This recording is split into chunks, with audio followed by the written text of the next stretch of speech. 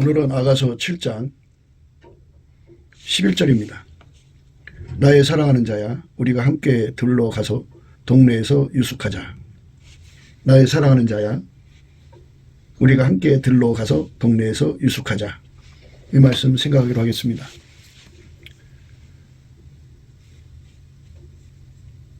우리가 감사 찬송을 하면 예수의 얼굴빛과 성령의 각성이 주어집니다. 물론 예수의 이름으로, 예수님 성품으로 감사 찬송해야 되는데요. 감사 찬송은 욥의 감사 찬송해야 됩니다. 욥의 감사 찬송은 운전대를 완전히 하나님께 바친 거죠. 원래 하나님이 인간의 운전대를 잡도록 인간은 만들어진 존재니까 당연히 하나님이 인간의 운전대를 잡으셔야 되는데, 인간은 운전대 고집, 그 아집이 어마어마하게 강해요. 강해서 또 인간이 또 지적인 능력이 있잖아요. 생물학적 지능이 있어갖고 합리적 사고방식이 있어요. 그래갖고 하나님이 어떻게 경영하시든지 꼭 이렇게 하셔야 되나? 이렇게 하면 안 되나? 하면서 자기 선택을, 자기 판단을 하나님의 판단 위에 올려놔요. 그래서 하나님보다 자기를 더 지혜롭게 여기고 하나님보다도 자기를 똑똑하게 여겨요. 만유를 창조하신 전지전능하신 하나님이 인간으로 오셔갖고 고작 한 일이 십자가의 죽음이냐고 사람들이 그 인간의 그 합리적 사고방식으로 십자가의 죽음을 참 실패한 예수라고 하면서 몰아치고 있어요. 그 인간의 그 꼴값 떠는 그 지시력에 인간의 분수를 모르고, 인간의 분수를 모르고 합리적 사고방식으로 살아요. 그래서 인간의 그 기도, 그러니까 생물학적 지능에서 나오는 기도, 또 인간의 육체의 그 소원이라고 그래요. 그래서 그 육신의 소욕이라고도 하고요. 이생의 자랑, 안목의 정욕, 육신의 정욕에서 나오는 소원으로 기도하는 사람들이 굉장히 많아요. 그러니까 예수를 이제 의지하는 거는 예수한테 초월적인 권능만 끄집어다 쓰기를 원하고 예수한테는 운전대를 바치기를 싫어하는 것이 인간의 그 한계예요. 자기가 할 수 없는 것은 예수가 해주고 운전대는 자기가 잡겠다는 거예요. 예, 자기가 운전하면서 가는 동안에 어려운 문제는 예수님이 해결해주고 자기는 운전만 하겠다 이거죠. 그러니까 예술은 하나의 그 자기들로 말하면 그 보조기사 정도로 이제 전락시키는 거예요. 인간의 운전대 욕심은 남자가 많을까요? 여자가 많을까요? 근데 원래 성경에서는 여자가 남자한테 손아까를 따먹게 운전했어요. 그래서 그 처음 한 행동이 유전인자를 타고 내려와서, 뭐 대부분 가정에 보면 여자가 남자의 운전대를 잡고 집안을 끌고 가죠. 대부분 그렇습니다. 처음에는 남자의 말을 듣는 것 같지만 시간이 지나면 여자가 운전대를 잡고 있습니다. 모든 걸 다 마누라 허락을 받아갖고 해야 되는데요. 마누라는 남편 허락 안 받고 이제 일을 저지른 다음에 추후 이제 허락을 받는 식으로 이제 적당히 모면에 가는 뭐 이런 그 변칙불이를 합니다. 근데 세상은 이렇게 운전대 싸움이 강한 곳은 다툼이 일어나게 돼 있어요. 그냥 수용성이 강해야 되는데 수용성이 강하지 않는 사람들은 자기 자신의 그 운전대 욕심이 굉장히 강해요. 그런데 운전대를 가진 만큼 책임이 따라가는 거거든요. 자기식으로 해서 효율성이 높아진다면 문제가 다른데요. 운전대 욕심으로 운전만 하지 성과가 없어. 성과가 없으면 그 집안을 망하게 하는 거고 그 기업을 망하게 하는 거죠. 그 산업을 망하게 하는 거예요. 자기식으로 경영해서 무너졌으면 운전대를 내려놓아야 되는데 운전대를 자기가 잡고 끝까지 자기식으로 끌고 가려고 그래요. 그래서 인간은 합리적 사고가 있고 자기 지혜가 있기 때문에 지혜의 한계를 알 때까지는, 지혜의 한계를 알아도 운전대 고집이 강한 사람은 끝까지 가요. 끝까지 갑니다. 그 세상에 사공이 많으면 배가 산으로 간다고, 사람들은 너나 할 것 없이 책임지지 않는 운전대를 좋아하죠. 그러니까 거기에 거들먹거려서 남편을 이리저리 이끌어가려고 그러고 남편이 원하는 색깔을 이제 제공하는 게 아니라 자기식으로 좋은 거 갖다가 그냥 억지로 갖다가. 인간은 그렇게 여자고 남자고 다 남을 억눌러서 자기 실현을 하려고 그래요. 그러니까 강아지한테 파란 옷을 입혀놓고서 강아지는 한 변 안 하고 그냥 따라가잖아요.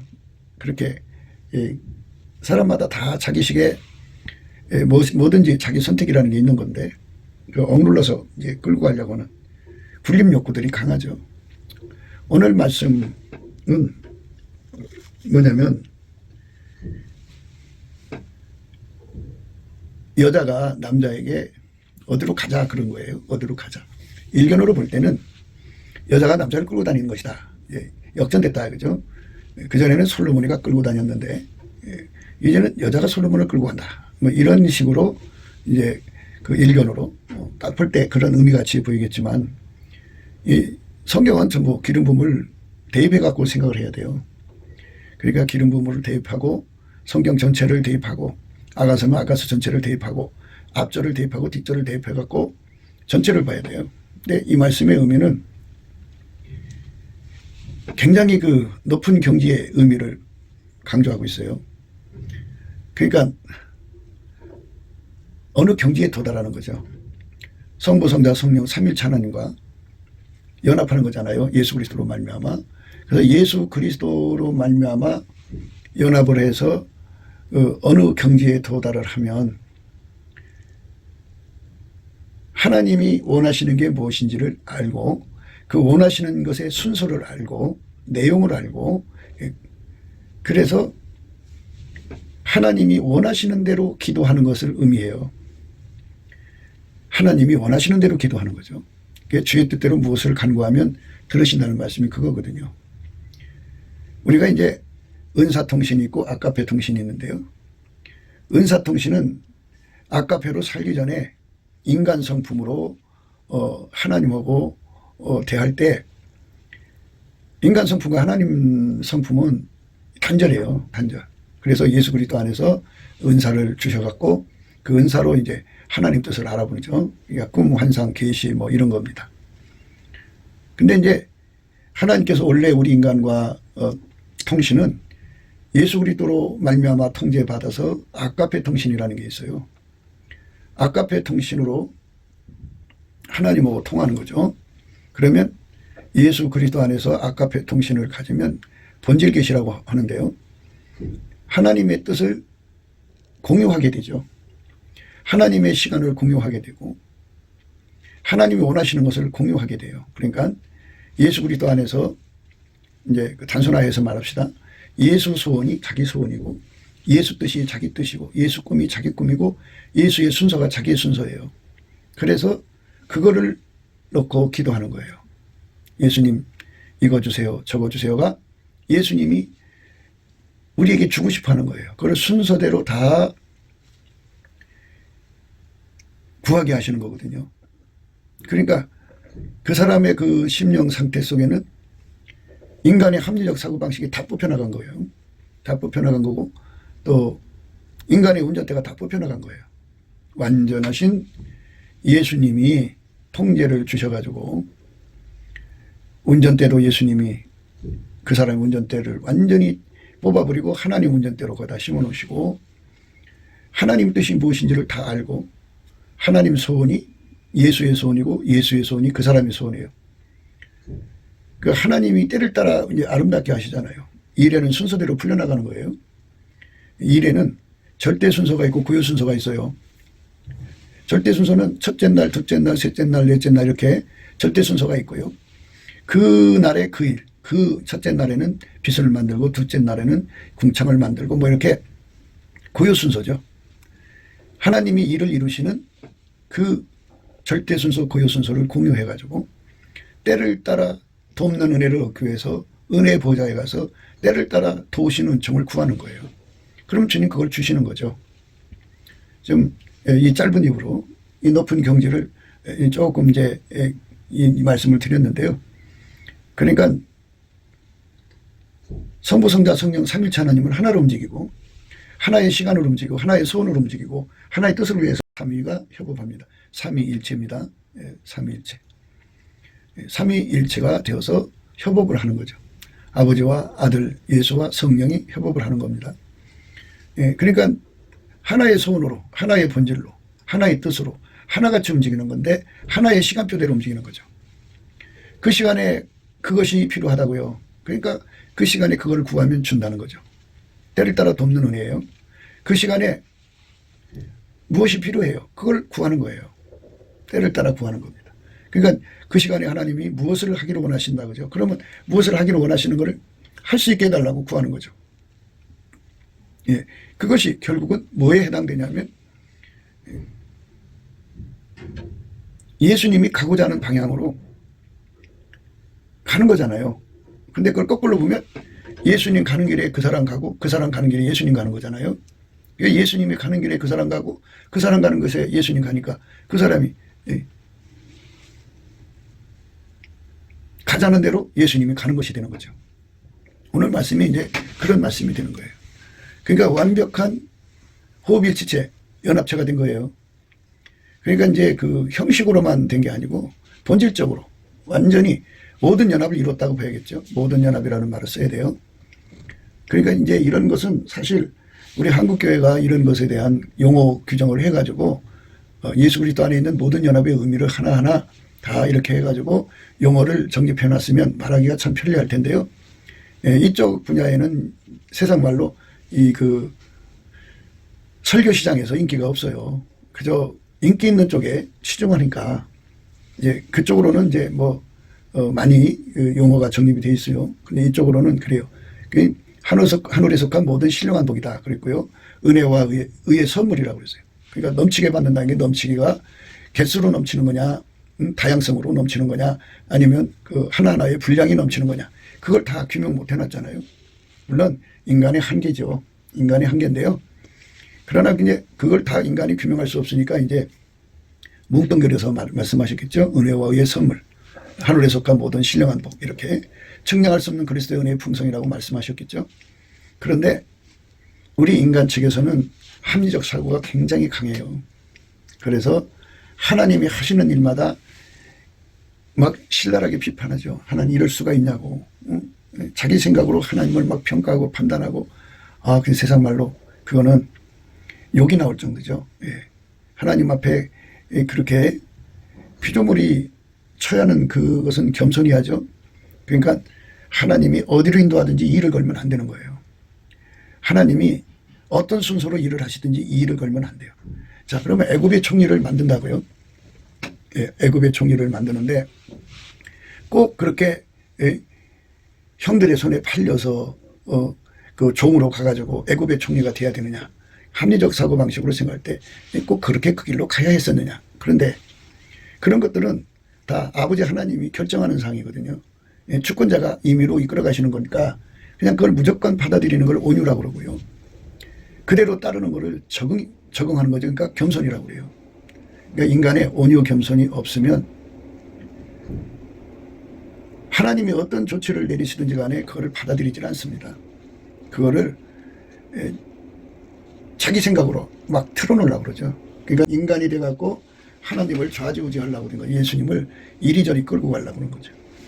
마태복음 16장에 보면 예수님께서 이렇게 말씀하셨어요. 이때로부터 예수 그리스도께서 자기가 예루살렘에 올라가 장로들과 대제사장들과 서기관들에게 많은 고난을 받고 죽임을 당하고 제3일에 살아나야 할 것을 제자들에게 비로소 가르치시니. 그러니까 하나님의 뜻과 시간표, 예수님의 시간표를 상세하게 말씀을 하셨어요. 비로소. 그런데 그거를 그대로 아멘하고 받아들여야 되는데 이 합리적인 사고방식, 인간의 두뇌로 그걸 파악하려니까 파악이 되겠습니까?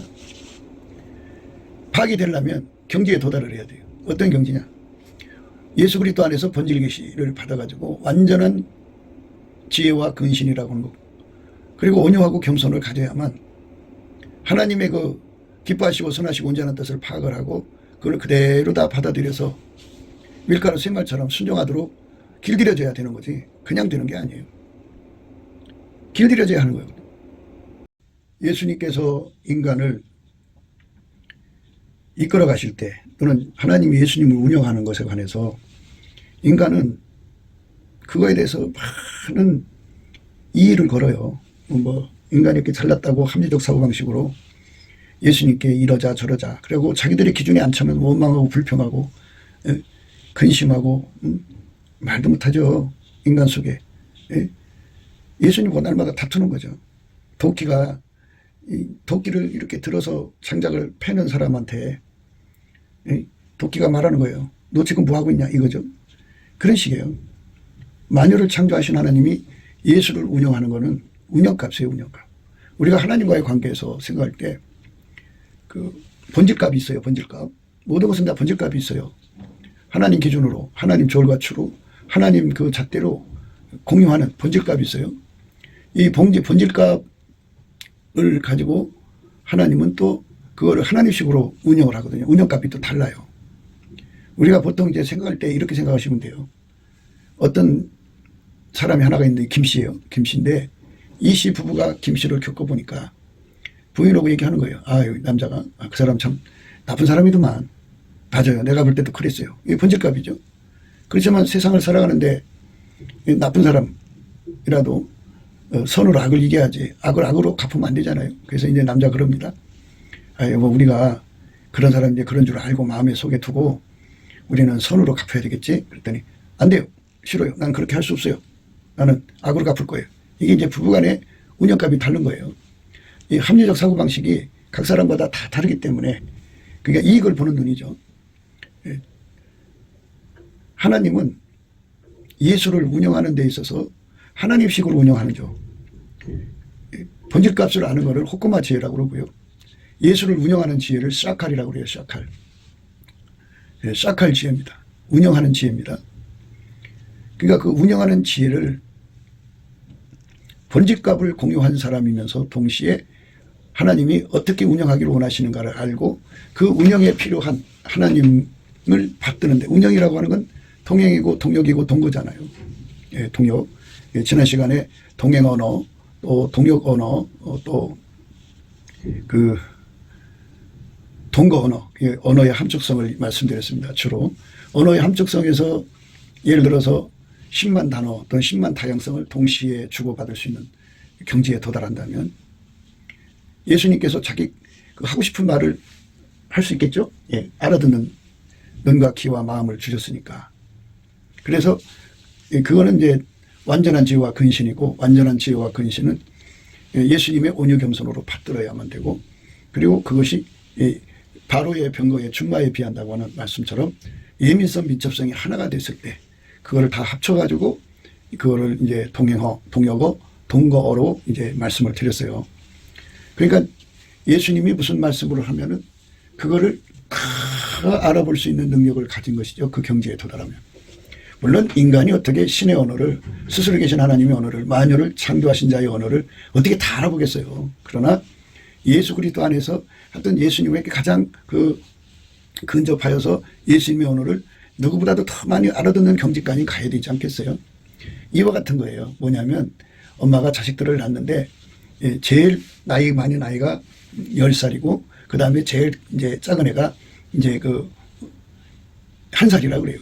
1살한테 엄마가 자기 마음 하소연하겠어요? 물론 거기서 제일 나이 먹은 10살 먹은 애한테 엄마 그래도 자기 마음을 토로하지 않겠어요? 그럼 10살 먹은 애가 그 수준에서 가장 많이 알아듣는 거죠. 이것처럼 우리 인간은 영원하신 하나님 언어를 다 수용 못해요. 수용성이 온유죠. 또 다 적응할 수가 없어요. 그러니까 예수님께서 이제 분량껏 말씀하시는데 그 분량껏 말씀하시는 중에서 가장 예수님의 말씀을 많이 알아듣는 경지를 말하는 거예요.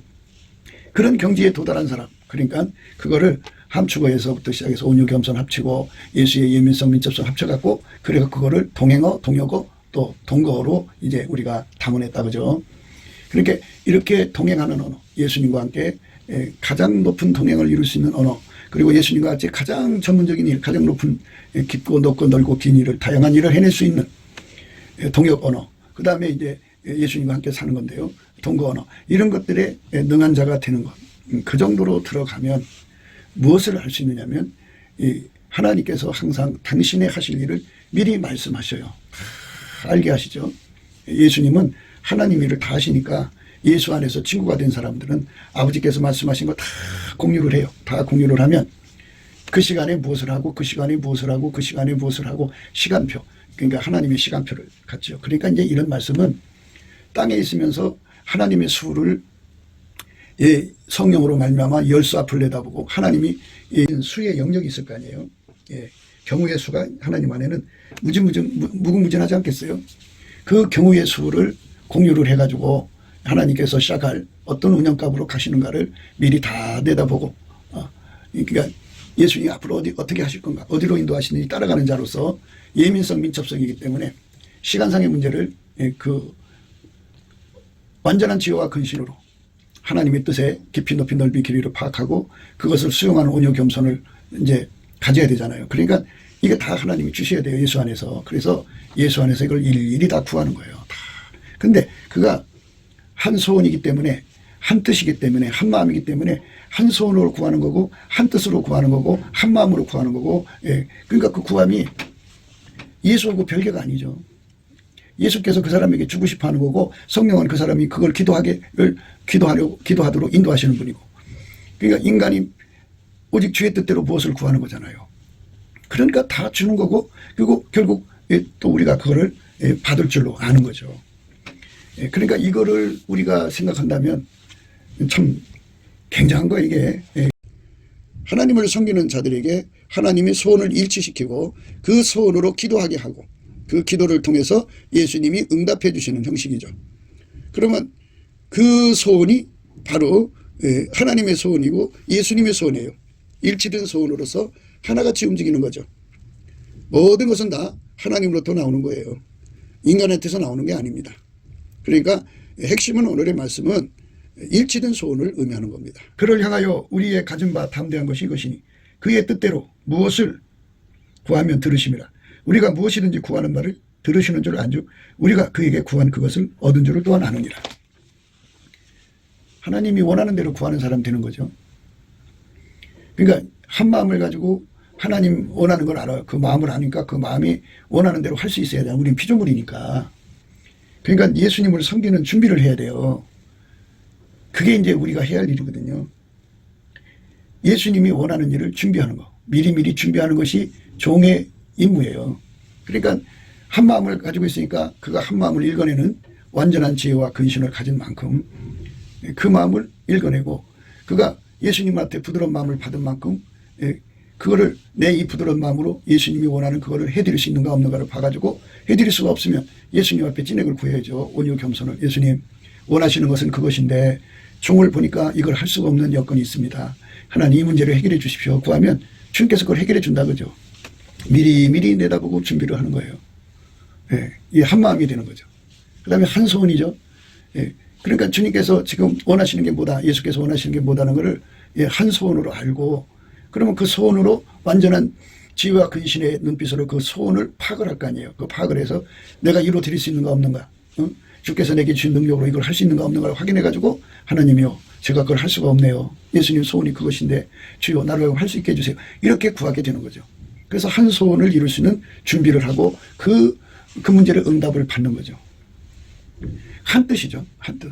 그러니까 예수님이 주신 완전한 지혜와 근신으로 한 뜻이 된 거예요. 한 뜻이 되니까 동시에 10만 가지의 뜻을 공유하고 동시에 100만 가지 뜻을 공유하면 굉장하겠죠. 동시에 0만 가지 가지면 더 굉장하겠죠. 그러니까 그 기뻐하시고 선하시고 온전한 뜻을 헤아려서 그것을 갖다가 그 뜻 앞에서 자기를 갖다가 이제 또 비교를 해보니까 감당할 수가 없어요. 그러니까 하나님 나는 감당할 수가 없어요. 그러니까 이거 할 수 있게 해주세요. 구하는 거죠. 그 뜻을 이루기 위해서 필요한 모든 걸 다 구하게 되는 거죠. 그 다음에 이제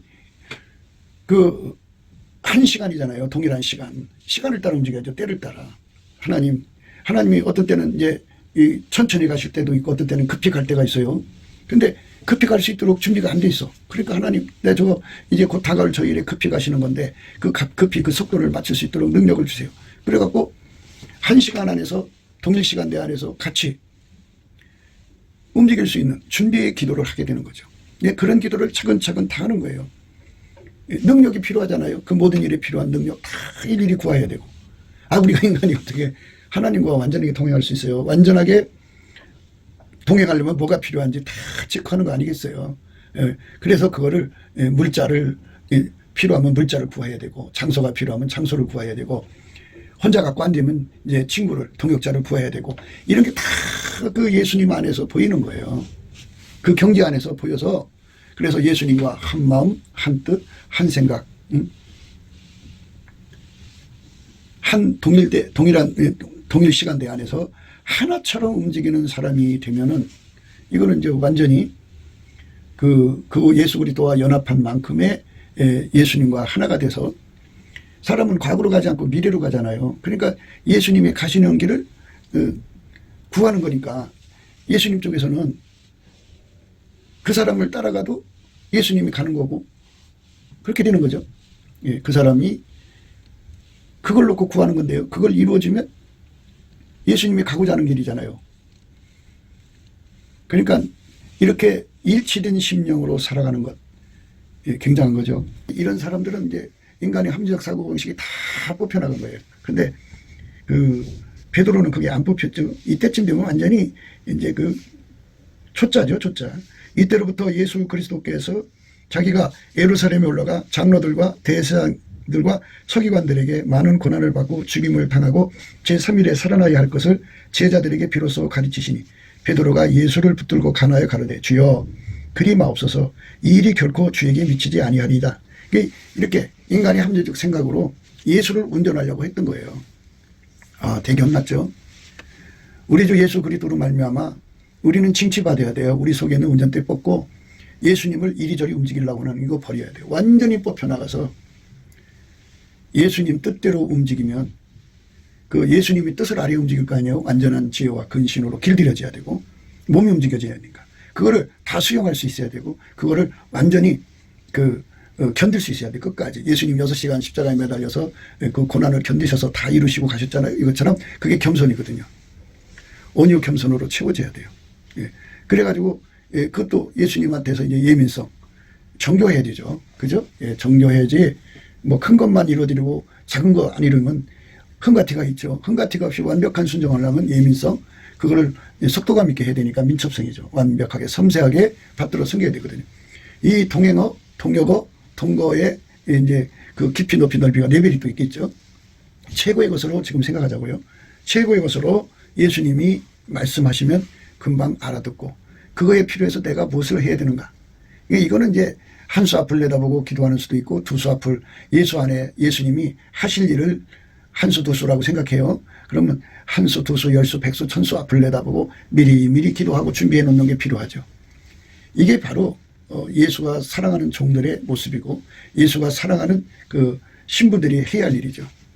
그러니까 이제 예수님의 언어 세계만 공유하는 게 아니라 그와 함께하는 모든 능력을 공유하는데 하나님이 예수를 운영하시잖아요. 예수를 운영하시니까 그 샤칼의 지혜를 공유해가지고 그 시간표대로 우리가 해야 할 일이 무엇인가를 깨닫고 그대로 받들어 드리도록 기도하고 준비하는 거죠. 이렇게 기도하고 준비하는 것은 그가 오직 하나님이 기뻐하시고 선하시고 온전한 뜻대로만 움직이시는 예수님이 가자는 대로 어디든지 따라가겠다는 준비를 한 거잖아요. 그렇게 준비 완료가 되어 있으면 그것이 바로 예수님을 사랑으로 이끌고 가는 경지다 이거예요. 오늘 말씀이 그거예요. 여자가 들러 가자 그랬잖아요. 들러 가자. 예. 나의 사랑하는 자야 우리가 함께 들러 가서 동네에서 유숙하자. 로마서 1장에 보면요. 첫째는 내가 예수 그리스도로 말미암아 너희 모든 사람을 인하여 내 하나님께 감사함은 너희 믿음이 온 세상에 전파됨이로다. 내가 그 아들의 복음 안에서 내 심령으로 섬기는 하나님이 나의 증인이 되시거니와 항상 내 기도가 쉬지 않고 너희를 말하며 어떠하든지 이제 하나님 뜻 안에서 너희에게로 나아갈 좋은 길 얻기를 구하노라. 내가 너희 보기를 심히 원하는 것은 무슨 신령한 은사를 너희에게 나눠주어 너희를 견고케 하려 함이니 이는 곧 내가 너희 가운데서 너희와 나의 믿음을 인하여 피차 아니함을 얻으려 함이라. 형제들아 내가 여러 번 너희에게 가고자 한 것을 너희가 모르기를 원치 아니하노니 이는 너희 중에서도 다른 이방인 중에서와 같이 열매를 맺게 하려 함이로되 지금까지 길이 막혔도다. 헬라인이나 야만이나 지혜 있는 자나 어리석은 자에게 다 내가 빚진 자라. 그러므로 나는 할 수 있는 대로 로마에 있는 너희에게 복음 전하기를 원하노라. 바울 사도가 이렇게 그쪽으로 로마로 가고 싶어하는 간절함이 이제 피력된 말씀을 우리가 읽었습니다. 그런데 하나님께서 그에게 길을 열어주시죠. 예, 그래서 예루살렘으로 이제 가가지고 거기서 제수의 신분으로 로마를 가게 되는데요. 어떠하든지 이제 하나님 뜻 안에서 너에게로 나갈 좋은 길 얻기를 구하노라. 예, 좋은 길, 그 좋은 길이 제수의 신분으로 가는 길이었습니다. 그러니까 그의 소원이 예수님의 소원이고 예수님의 소원이 그의 소원이 되어서 일치된 소원이다. 그죠? 그러니까 바울이 그렇게 소원을 하는 것은 그 속에 하나님께서 소원을 두셨기 때문이죠. 너희 안에서 행하시는 이는 하나님이시니 자기의 기쁘신 뜻을 위하여 너희로 소원을 두고 행하게 하시나니 이렇게 말씀하셨어요. 소원을 두고 행하게 하신다고 하는 것이 정답이죠. 하나님이 인간 속에다가 소원을 두셔가지고 그 소원으로 행하게 하시니까 그런 기도를 하게 되는 거고 예수님은 그 기도대로 가셔도 문제가 없는 거죠. 하나님이 그 속에 두신 소원이니까. 그것을 우리가 반드시 말씀 속에서 감안을 해야 됩니다. 그러니까 본문의 말씀에 여자가 솔로몬을 이끌어간다고 해서 베드로가 예수님을 간하여 십자가에서 죽지 말라고 간하는 그렇게 사단의 짓을 하는 것이 아니라는 것을 우리가 구분하셔야 합니다. 내가 이 확신을 가지고 너희로 두 번 은혜를 얻게 하기 위하여 먼저 너희에게 이르렀다가 너희를 지나 마게도냐로 갔다가 다시 마가도냐에서 너희에게 가서 너희가 보내줌으로 유대로 가기를 경영하였으니 이렇게 경영할 때 어찌 경휼히 하였으리요. 혹 경영하기를 육체를 쫓아 경영하여 이해하고 아니라 하는 일이 내게 있었겠느냐. 하나님은 미쁘시니라. 우리가 너희에게 한 말은 이해하고 아니라 함이 없느라. 우리 곧 나와 실로아누와 디메드로 말미암아 너희 가운데 전파된 하나님의 아들 예수 그리스도는 이해하고 아니라 함이 되지 아니하였으니 저에게는 예만 되었느니라. 하나님의 약속은 얼마든지 그리스도 안에서 이해가 되니 그런즉 그로 말미암아 우리가 아멘하여 하나님께 영광을 돌리게 되느니라. 육체의 경영이 있는데 바울 사도는 육체의 경영을 한 게 아니에요. 그러니까 하나님이 기뻐하시는 뜻을 소원으로 주셔갖고 그 소원으로 구하고 찾고 두드려서 마침내 응답받아서 이제 하나님이 원하는 대로 간 거죠. 가장 좋은 길이 뭐겠어요? 하나님께서 보실 때 그 당시에 그 임금 그러니까 그 가이사죠. 가이사를 만나러 가는 길인데 그 임금을 만나서 복음을 전하려고 하면 제수로 가야 했다는 거죠. 제수로. 그래서 가장 좋은 길로 그 제수의 길로 가게 되는 것이죠. 그걸로 이제 그런 식으로 해서 이제 하나님께서 바울 사도의 소원이 되셔서 신방을 다니시는 거죠. 각 교회마다 이제 어떻게 됐나 확인하려고 사람도 보내서 확인하고 신방 다니는 일도 하고 복음 전파하는 길 새로운 길로 개척도 하고 이제 그렇게 하신 겁니다. 내 형제들아 너희가 스스로 선함이 가득하고 모든 지식이 차서 능히 서로 권하는 자임을 나도 확신하노라. 그러나 내가 너희로 다시 생각나게 하려고 하나님께서 내게 주신 은혜를 인하여 더욱 담대히 대강 너희에게 썼느니 이 은혜는 곧 나로 이방을 위하여 그리스도 예수의 일꾼이 되어 하나님의 복음의 제사장 직무를 하게 하사 이방인을 제물로 드리는 그것이 성령 안에서 거룩하게 되어 받으심직하게 하려 하심이라. 그러므로 내가 그리스도 예수 안에서 하나님의 일에 대하여 자랑하는 것이 있거니와 그리스도께서 이방인들을 순종케 하기 위하여 나로 말미암아 말과 일이며 표적과 기사의 능력이며 성령의 능력으로 역사하신 것 외에는 내가 감히 말하지 아니하노라. 이 일을 인하여 내가 예루살렘으로부터 두루 행하여 일리로건까지 그리스도의 복음을 편만하게 전하였노라. 또 내가 그리스도의 이름을 부르는 곳에는 복음을 전하지 않기로 힘썼느니 이는 남이 더위에 건축하지 아니하려 함이라. 기록된 바 주의 소식을 받지 못한 자들이 볼 것이요 듣지 못한 자들이 깨달으리라 함과 같으니라. 그러므로 또한 내가 너희에게 가려 하던 것에 여러 번 막혔더니 이제는 이 지방에 일할 곳이 없고 또 여러 해 전부터 언제든지 서반으로 갈 때 너희에게 가려는 원이 있었으니 이는 지나간 길에 너희를 보고 먼저 너희와 교제하여 약간의 만족을 받은 후에 너희의 그리로 보내줌을 바람이라. 그러나 이제는 내가 성도를 섬기는 일로 예루살렘에 가노니 이는 마게도냐와 아가와 사람들이 예루살렘 성도 중 가난한 자들을 위하여 기쁘게 얼마를 동정하였습니다. 저희가 기뻐서 하였거니와 또한 저희는 그들에게 빚진 자니 만일 이방인들이 그들의 신령한 것을 나눠 가졌으면 육신의 것으로 그들을 섬기는 것이 마땅하니라. 그러므로 내가 이 일을 마치고 이 열매를 저에게 확정한 후에 너에게로 지나 서바나로 가리라. 내가 너에게 나아갈 때에 그리스도의 충만한 축복을 가지고 갈 줄을 아노라.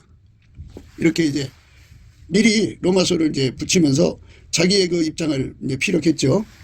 철저하게 바울은 하나님의 뜻을 소원으로 받아서 그 바울의 소원이 하나님의 소원이고 예수가 원하는 겁니다. 그래서 그렇게 기도해서 응답을 받아갖고 하나님의 주관하심을 따라서 이제 예수님과 함께 한 거죠. 예수님이 바울을 통해서 기도한 것이다 이렇게 보시면 되겠어요. 형제들아 내가 우리 주 예수 그리스도로 말미암고 성령의 사랑으로 말미암아 너희를 권하노니 너희 기도에 나와 힘을 같이하여 나를 위하여 하나님께 빌어 나로 유대에 순종치 아니하는 자들에게서 구원을 받게 하고 또 예루살렘에 대한 나의 섬기는 일에 이를 성도들이 받음직하게 하고 나로 하나님 뜻을 쫓아 기쁨으로 너희에게 나아가 너희와 함께 편히 쉬게 하라. 평강의 하나님께서 너희 모든 사랑과 함께 계실지어다. 아멘. 바울 사도가 얼마나 그 높은 경지에서 주의 사역을 했는지를 생각할 수가 있게 되죠. 이 몇 구절을 통해서 볼 때 오늘 말씀을 우리가 생각하는 그 내용의 의미를 파악할 수 있게 되는 거죠. 하나님을 섬기는 자들에게 하나님이 소원을 일치시키고 그 소원으로 기도하게 하고 그 기도를 통해서 예수님이 응답해 주시는 형식이죠. 그러면 그 소원이 바로 하나님의 소원이고 예수님의 소원이에요. 일치된 소원으로서 하나같이 움직이는 거죠. 모든 것은 다 하나님으로부터 나오는 거예요. 인간한테서 나오는 게 아닙니다. 그러니까 핵심은 오늘의 말씀은 일치된 소원을 의미하는 겁니다. 일치된 소원. 나의 사랑하는 자가 내게 말하여 이르기를 나의 사랑 나의 어여쁜 자야 일어나서 함께 가자. 겨울도 지나고 비도 그쳤고 지면에는 꽃이 피고 새해 노래할 때가 이르렀는데 반고의 소리가 우리 땅에 들리는구나. 무화과 나무에는 푸른 열매가 익었고 포도나무에는 꽃이 피어 향기를 토하는구나. 나의 사랑 나의 어여쁜 자야 일어나서 함께 가자. 이렇게 하면서 처음에는 이제 솔로몬이가 그 연을 끌어갔는데요. 이제는 거꾸로 여자가 남자 보고 거기로 가자고 그러는 거예요. 그러면 인간이 예수님을 좌지우지하는 거냐? 그게 아니죠. 예수님이 보실 때는 예수님이 원하시는 것을 미리 보여주고 그거를 준비시키고 기도시켜서 그렇게 준비가 완료된 거는 예수님한테 거기로 가자. 예수님 뜻대로 예수님 원하는 대로 거기로 가자. 이렇게 얘기하는 거죠. 이거 시간차를 잘 생각하셔야 돼요. 예수님의 고정 패턴을 확인을 하고 이때쯤이면 예수님이 이 길로 가니까 이 길로 가자. 이렇게 가서 하나님의 샤카를 이루어드리자. 하나님의 운영값대로 그대로 가자. 이거거든요. 베드로는 그걸 알지를 못했어요. 아직 그 단계가 안 됐었기 때문이겠죠. 베드로가 예수를 붙들고 가나에 가르되 주여 그리 마옵소서 이 일이 결코 주에게 미치지 아니하리이다. 예수께서 돌이키시며 베드로에게 이르시되 사탄아 내대로 물러가라. 사탄입니다. 예수를 움직이려고 하는 건 사탄입니다. 너는 나를 넘어지게 하는 자로다. 예수님을 넘어지게 하는 거예요. 내가 하나님 일을 생각지 아니하고 도리어 사람 일을 생각하는도다 하시고 이에 예수께서 제자들에게 이르시되 아무든지 나를 따라오려거든 자기를 부인하고 자기 십자가를 지고 나를 쫓을 것이니라. 누구든지 제 목숨을 구원까지 하면 잃을 것이요 누구든지 나를 위하여 제 목숨을 잃으면 찾으리라. 사람이 만일 온 천을 얻고도 제 목숨을 잃으면 무엇이 유익하리요 사람이 무엇을 주고 제 목숨을 바꾸겠느냐. 이렇게 예수님께서 혹독하게 베드로를 책망하셨습니다. 그러니까 이 예수님을 운전하려는 이 근성, 이 합리적 사고방식, 운전대, 경영하고자 하는 그것 다 죽여야 합니다. 예수님을 운전하고자 하는 이 모든 걸 다 죽여야 돼요. 이걸 죽이지 않으면 결코 미래가 없어요. 이걸 완전히 죽여야 돼요.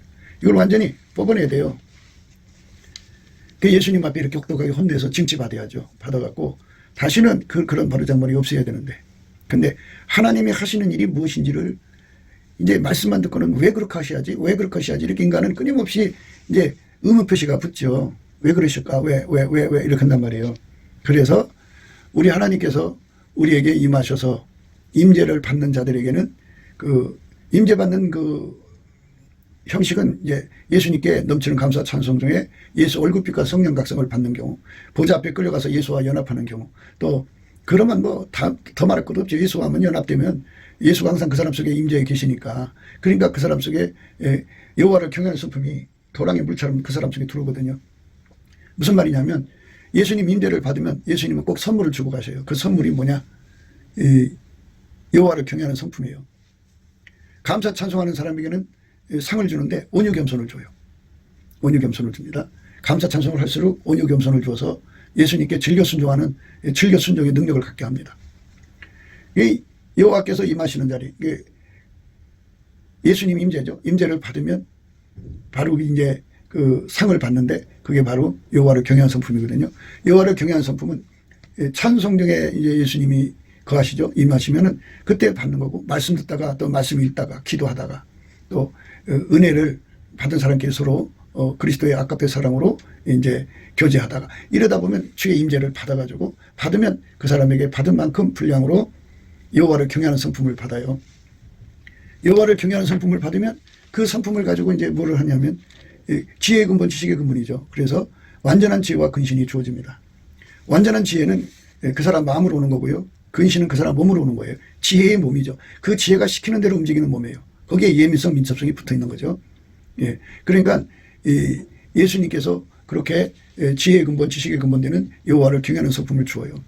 그 성품을 받아가지고 이제 그 여호와를 경외하는 성품이 이제 주어지면 어떤 것이 오냐면은 첫째로는 예수님만 두려워해요. 둘째로는 예수님 말씀만 들어요. 그게 참 이쁘죠? 이쁘니까 거기다가 입을 맞춰줘요. 마음에다가.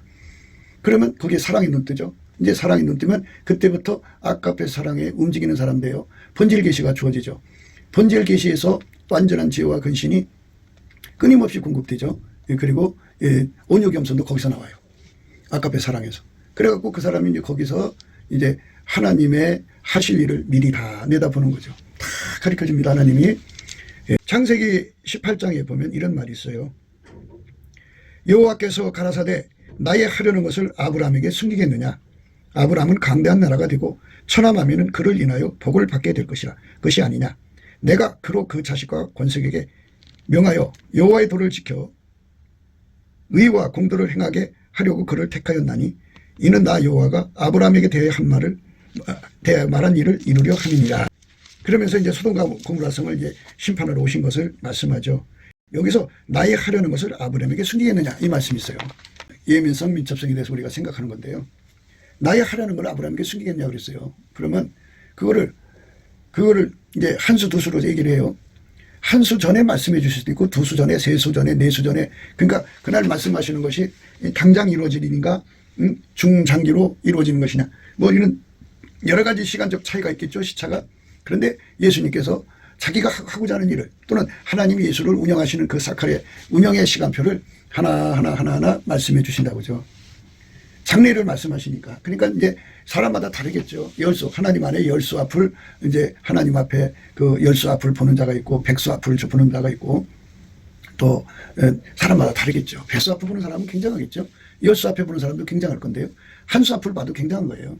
그게 하나님 앞에서 이거를 볼 수 있는 은혜를 받은 자들 속에는 그가 예수님과 한 마음으로 기도하고 한 뜻으로 기도하고 한 생각으로 기도하고 또 한 동일한 시간대를 위해서 기도하기 때문에 그거는 결국 예수님이 가고자 하는 대로 가는 거잖아요. 그러니까 결국 예수님을 이끌어 가도 그거는 예수님이 가려는 방향으로 가는 거니까 그러니까 순종의 의미죠. 그거를 우리는 화답 순종이라고 해요.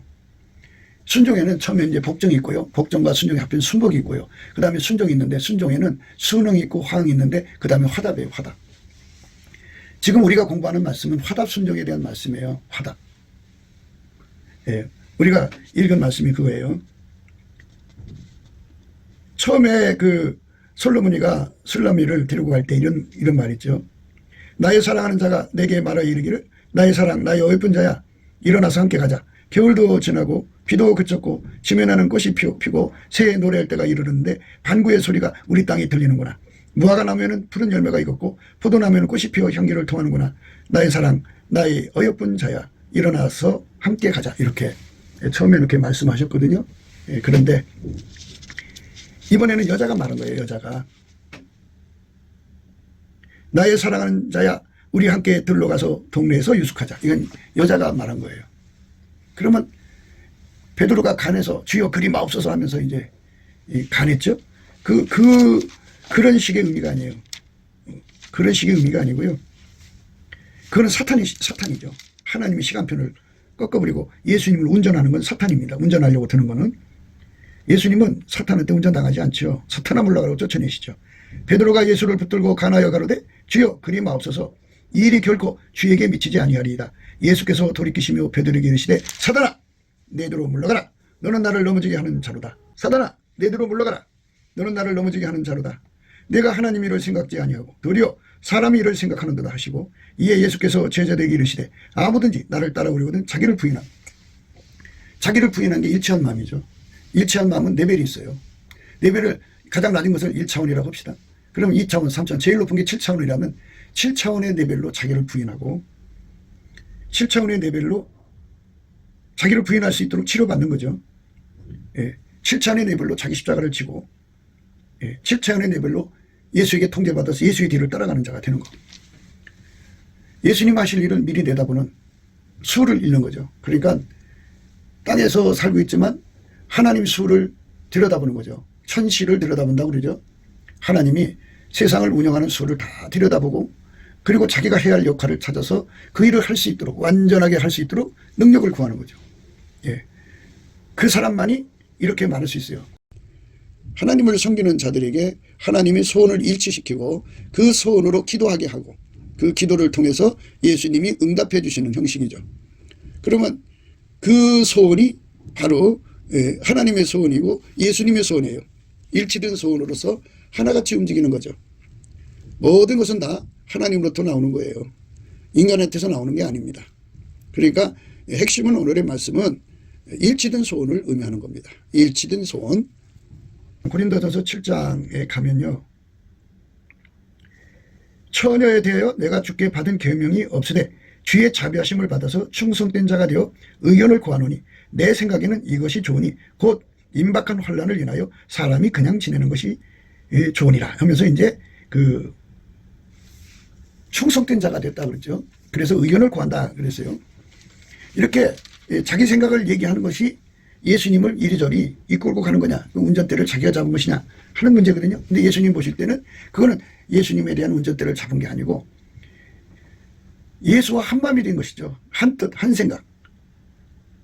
예수에게 완전히 통제된 상태에서 우러나는 거죠. 이게 화답의 경지의 의미를 이제 들여다볼 수 있게 하는 말씀이에요. 충성된 자가 되어서 이렇게 했으면 좋겠다는 거죠. 그러니까 우리가 예수 그리스도 안에서 예수님을 섬기는 것이 무엇인가를 생각하고 우리 예수님께서 우리를 어느 경지까지 순종의 레벨을 끌어올리느냐 하면 화답의 경지까지죠. 화답. 그게 완벽한 대행체제죠. 그러니까 예수 완전히 하나가 되어 있으니까 예수님이 그 사람 속에 한 마음이시고 그 사람 속에 한 뜻이고 한 생각이고 바로 하나님의 소원이고 예수님의 소원이에요. 일치된 소원으로서 하나같이 움직이는 거죠. 한 시간 되고 그리고 한 몸이 되어서 하나처럼 움직이니까 그 사람 속에는 육신의 정욕, 안목의 정, 이생의 자랑이라는 이상한 기도가 나오질 않죠. 오직 그의 기도는 주의 뜻대로 하는 거죠. 예수님 앞에 이리 가자 저리 가자는 건 구하는 거죠. 이거 주세요 저거 주세요. 그런데 그 구함이 바로 예수님이 원하는 대로 구하는 거죠. 그러니까 예수가 원하는 대로 가는 거죠. 이 땅에서 여자들이 남자를 마당새처럼 부리는 걸로 행복을 삼잖아요. 그렇게 되지 않으면 난리치고 막 굉장히 그냥 해갖고 남자들을 다 기죽여 놓고 삽니다. 여자들이. 그런데 그런 여자들이 천국 가서 예수를 막 움직이려고 그러면 천국은 파괴되죠. 그러니까 예수가 그 사람을 길들여서 예수에게 화답하는 사람 되게 하는 거예요. 화답. 그러니까 순종이라고 하는 거는 눈앞에 순종. 그저 하나님 하라는 대로 뭔 뜻인지 모르지만 하여튼 순종하는 것. 그 다음에 이제 좀 뜻을 어느 정도 파악을 해갖고 순종하는 건 순응이죠. 그리고 어느 정도 파악을 해갖고 화응이죠. 그러나 이거는 열수 앞을 백수 앞을 예수님 미리 내다보게 하셔갖고 그거를 미리미리 예수님과 함께 충성되어 갖고 예수님의 사정을 깊이 이해하고 아카페로 이해하는 거죠. 그리고 그 일에 충성된 자로 함께해서 의견을 구하는 거죠. 그 의견은 어떤 거냐면 여호와의 회의 중에서 생각할 수가 있어요. 아니 예수님께서 무엇이 부족해서 피조물들에게 물어보겠어요? 물어보도 되는 이유는 예수님께서 그 피조물, 그러니까 그 앞에 여호와의 회의 중에 24장로가 앉아있다고 그래요. 24장로와 12사도와 그리고 구약의 선지자들이 앉아있다고 해요. 그러면 그들 각자가 다 예수와 연합돼서 화답의 경지에 이른 자들이잖아요. 그러니까 하나님 사정을 누구보다도 더 많이 알고 천국 사정을 누구보다 더 잘 알고 있을 거 아니에요. 그 안에서 예수가 주시는 지혜로 좋은 방안을 찾아내는 것. 그거는 그 사람들의 지혜로 사는 게 아니라 하나님 지혜로 찾아내고 하나님 지혜로 하나님 방안을 찾아내는 거기 때문에 여호와의 회의가 되는 거예요. 한 분이지만 그렇게 그 화답의 경지로 기름 부음을 줘가지고 이렇게 여호와의 회의에 참여해서 그게 바로 하나님 의견이고 예수 그리스도의 뜻이죠. 그게 무슨 그 24장로 중 하나가 그 사람들을 천국을 전체에 끌고 가는 게 아니에요. 그러니까 이 세상으로 생각하면 각 사람이 가지고 있는 경륜으로 자기 나름대로 아이템을 내가지고 그걸로 하자고 그러는 거죠. 그럼 피조물이 끌고 가는 것이죠. 그런 식이면. 근데 이거는 피조물이 끌고 가는 게 아니고 예수님이 직접 각 사람 속에 계셔서 각 사람을 통해서 말씀하시는 거예요. 그러니까 다 각 사람이 가지고 있는 예수를 누리는 분량만큼 예수님께서 만유를 창조하신 하나님을 모셨어요. 그런데 그 예수님을 수발하려면 24장로가 필요한 거예요. 24장로들은 자기 그 방위각에서 앞뒤 좌우 그것만 그 예수 안에서 하나님 말씀 지혜를 알아듣죠. 그러니까 24 방위각의 언어를 알아듣는 것은 전체를 알아듣는 예수님을 섬기는 길이니까 24 방위각에서 예수님의 언어를 알아듣고 그리고 그들이 합심해서 예수님을 섬기는 거잖아요. 그렇게 예수님이 어마어마한 언어를 사용하시는 분이에요. 그럼 24장로들이 이 동시에 1억 단어, 1억 다양성을 얘기한다 그러면 굉장한 거죠. 24잖아요. 24. 숫자가 24인지 영적인 뜻이니까 그게 숫자가 얼마인지 우리는 알 수가 없어요. 그러니까 요한계시록의 숫자는 함부로 풀면 안 돼요. 하여튼 이제 보통 그냥 생각해서 24명이라고 합시다. 그러면 24억 개의 단어가 서로 동시에 통용되는 거 아니겠어요? 어마어마한, 그러니까 24억 개라는 말은 각 방향각에서 깨닫는 거, 하나님의 지혜로 깨닫는 거, 예수의 지혜로 깨닫는 거를 아니 예수님은 다 아시지만 피조물은 자기 받은 것밖에 모르잖아요. 24장로가 아무리 우대해도 자기들 받은 것밖에 몰라요. 그러면 또 다른 방향각에서 하나님 말씀을 깨닫고 그거를 얘기하면 아 그렇구나 그것도 있네 이렇게 생각하겠죠. 그래서 우리 주 예수 그리스도의 그 지혜의 깊이 높이 넓이 길이를 파악할 수 있는 거죠. 예, 엄청난 겁니다. 이런 엄청난 은혜가 우리에게 밀려온다면 얼마나 좋겠어요. 예, 우리가 이런 세상으로 가자고 날마다 강조하는 거예요. 그래서 이제 11절부터 13절까지 말씀 또는 그 뒤에 말씀까지 우리가 이제 그 화답의 언어에 관한 세상을 생각하는 겁니다. 오늘은 여기까지 하고요. 다음 시간에 계속하기로 하겠습니다.